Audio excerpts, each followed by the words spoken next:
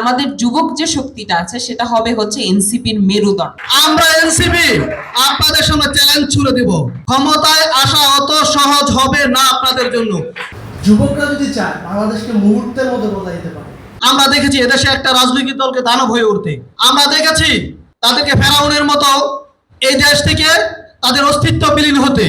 আরো একটা শক্তি রয়েছে, সেই শক্তিও যদি জুলাই থেকে তারা শিক্ষা না নেয়, যদি জুলাইকে তারা ধারণ করতে না পারে, তাহলে বাংলাদেশে এই শক্তিটাও থাকবে না, এই শক্তিটাও বাংলাদেশ থেকে বিলীন হবে।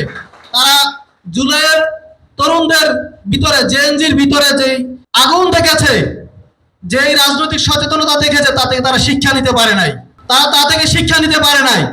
আজকে যারা বলছে ক্ষমতার প্লেট তাদের সামনে, ক্ষমতার ডিশ তাদের সামনে, আমি বলে দিতে চাই দিল্লি বহুদূর, অত সহজ না, ক্ষমতায় আসা অত সহজ হবে না আপনাদের জন্য। আমরা এনসিপি আপনাদের সামনে চ্যালেঞ্জ ছুড়ে দিব, সেই চ্যালেঞ্জের সামান্য নমুনা দেখেছেন আমাদের রাজনীতির বিগত 10 দিনে। আপনারা সারা বাংলাদেশের 10টি জেলায় আমাদের পথসভাগুলো দেখেন নাই? দেখেছেন মানুষের কি উপচে পড়া ভিড়? আমরা এদেশের 64টা জেলায় পা রাখতে চাই, 64টা জেলার মানুষের কথা শুনতে চাই, 64টা জেলার মানুষের কাছে পৌঁছে যেতে চাই। টানা সপ্তমবারের মতো বেস্ট টিস্যু পেপার ব্র্যান্ড হিসেবে স্বীকৃতি পেয়েছে বসুন্ধরা টিস্যু। পার্বত্য চট্টগ্রামে 3টি প্রতিষ্ঠান হচ্ছে সবচেয়ে শক্তিশালী প্রতিষ্ঠান, 3 পার্বত্য জেলা পরিষদ। এই 3 পার্বত্য জেলা পরিষদগুলোতে কিন্তু আওয়ামী লীগের লোকজন দিয়ে পুনর্বাসন করা হয়েছে। আজকে 3 পার্বত্য জেলা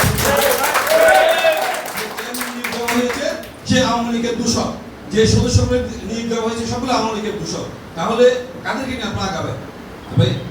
এই উন্নয়ন বোর্ড চেয়ারম্যান ব্যাপার যেগুলো ছিল এতদিন, যে আপনার পার্বত্য চট্টগ্রাম বিষয় যে মন্ত্রণালয়ে আজকে উপদেষ্টা শুভদীপ চাকমা, সে আওয়ামী লীগের দূষক।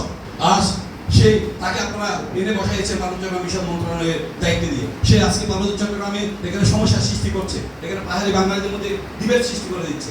তাহলে আমরা কি ধরে নেব যে জুলাই আন্দোলন হয়েছে আওয়ামী লীগের পুনর্বাসন করার জন্য? 40 বছর বা 50 বছরের উপরে কোনো নেতাকর্মী না, আমাদের লক্ষ্য 25 থেকে 40 বছর, যেটা একটা মানুষের মূল যুবক বয়সে, যেটাকে আমরা মূল ধরি 25 থেকে 40 বছর। এই রেঞ্জের ভিতরে যারা যুবক আছে তাদেরকে নিয়ে আমাদের যুবশক্তির অগ্রযাত্রা। দেখবেন অনেক সংগঠনের ছাত্র নেতারা আছে যাদেরকে যুবকও ধরা যায় না, তাহলে সে আমার দেশের জন্য কি করতে পারবে? যখন সে যুব রাজনীতিতে যাবে তখন তার বয়স হয়ে যায় 60 আপ বা 50 আপ। যুবকরা যদি চায় বাংলাদেশকে মুহূর্তের মধ্যে বদলে দিতে পারে। বাংলাদেশের পৃথিবীতে যত ফেসিকত আছে সবগুলোকে মুহূর্তের ভিতরে তারা বিলুপ্ত করে দিতে পারে। সেটা আমাদের জুলাই আন্দোলন আপনারা সাক্ষী। যে যুবশক্তির রাজনীতি হবে গলির রাজনীতি, মহল্লার রাজনীতি, সমাজ যেখানে একটা বাড়ি থাকে, একটা সমাজ থাকে, সেই সমাজের রাজনীতিটা করবে হচ্ছে যুবশক্তি। আমাদের যুবশক্তিকে আমরা খুবই একটা ডিসিপ্লিন অর্গানাইজেশন হিসেবে গড়ে তুলতে চাই। আপনারা দেখবেন যে দল যতখানি সুশৃঙ্খল, তাদের কার্যক্রম তত সুন্দর এবং তত পরিচ্ছন্ন। আমাদের যুবক যে শক্তিটা আছে সেটা হবে হচ্ছে এনসিপির মেরুদণ্ড, যাদেরকে নিয়ে আমরা এই এনসিপির সকল কার্যক্রম, আমাদের দেশের সকল কার্যক্রম পরিচালনা করব।